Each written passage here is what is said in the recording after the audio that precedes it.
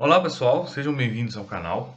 Peço a quem não se inscreveu que faça a sua inscrição. Peço que quem seguir até o final, gostar do vídeo, achar interessante, comente, faça a sua interação, faça a sua crítica e compartilhe e ajude a divulgar o trabalho.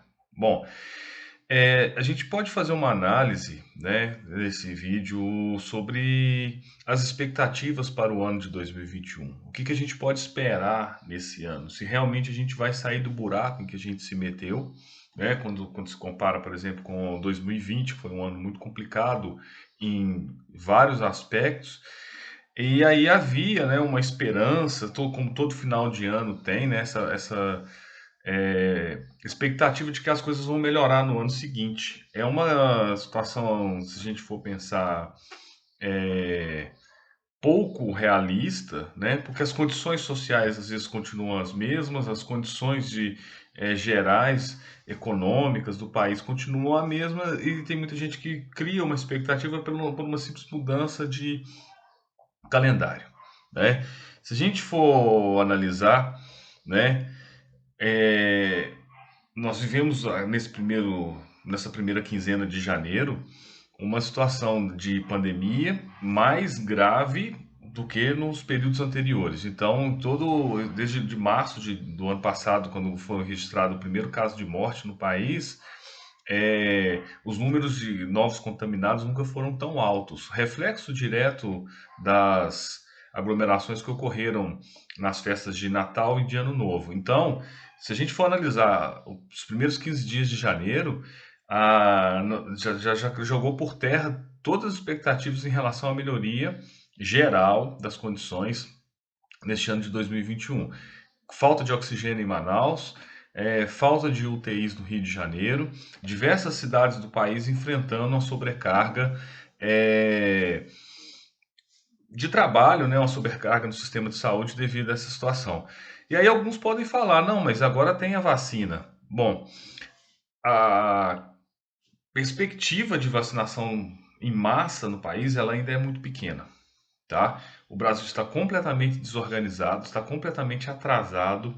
Não há uma projeção de que pelo menos 70% da população seja vacinada nos próximos 3 meses. É uma situação que é, poderia garantir uma queda drástica no número de internações. Então, em relação à questão da vacina, acredito que nesse primeiro semestre a situação ainda vai se manter mais ou menos como está, né? Vai gradualmente, alguns grupos prioritários vão sendo vacinados, isso já vai ter um impacto positivo, mas um impacto maciço, né, numa parcela grande da população, acredito que só no segundo semestre, quando as coisas vão estar um pouco mais claras. Passando para o ponto de vista da economia, que é, né, alguns aí falaram a economia de um lado, ou salvar a saúde, ou salvar a economia, embora essas situações elas andem juntas, as perspectivas também não são boas. A gente já começou o ano com o anúncio repentino, né, de fechamento da Ford no país, todas as suas fábricas, a produção foi totalmente interrompida e foi um anúncio que pegou de surpresa os seus próprios funcionários, não foi uma questão programada, tá? E aí muitos falam em custo Brasil e não sei o que, reforma tributária, essa ideologia que a imprensa fica repetindo, né, de que o país será salvo com reformas, mas o fato é que o Brasil tem uma capacidade de produção de 4 milhões e 800 mil veículos ao ano e está vendendo ou exportando na soma 2 milhões e 200 mil. Então, nós temos mais do que o dobro de capacidade ociosa ainda, e as perspectivas de médio e longo prazo são de que mais montadoras encerrem as suas atividades no Brasil e se tornem apenas importadoras. Junta essa questão do fechamento da Ford, né, que chamou a atenção e tudo, mas nós podemos lembrar que desde 2016 um grande número de empresas fecharam no país, principalmente o setor industrial. O Brasil recuou um século, né? A participação da indústria no PIB do Brasil hoje ela é mais ou menos a mesma do princípio do século XX.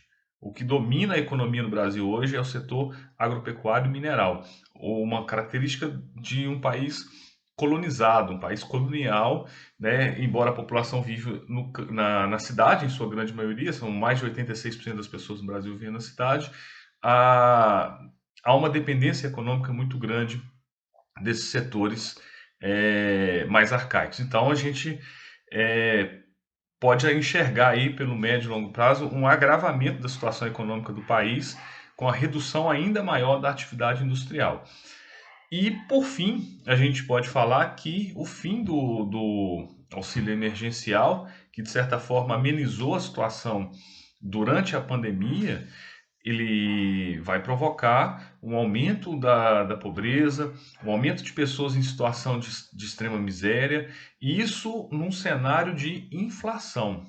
O preço dos alimentos, o preço dos combustíveis, o preço da energia elétrica, né? Cada vez que você sai de casa para consumir algum produto, seja na padaria, no supermercado, no açougue, na farmácia, no posto de combustível, você sente que você está ficando mais pobre. Essa é a realidade do brasileiro médio, né, da população mais pobre, da classe média, no momento. Né? Então, você tem uma situação de agravamento desse aperto financeiro para grande parte da população brasileira. Então, vamos ter o registro de queda no consumo e mais estagnação econômica, o que significa que vamos viver um problema que não vivíamos desde a década de 1980, que é uma estagnação econômica com inflação, chamada pelos economistas de estagflação. Então, eu gostaria que vocês compartilhassem, fizessem críticas, comentários, mas as perspectivas do nosso país. E aí a gente tem muitas coisas ainda para falar, mas eu, né, já estou ultrapassando aqui. A ideia dessa volta do canal é com vídeos mais curtos e a gente prossegue no próximo vídeo as questões em relação a 2021. Muito obrigado.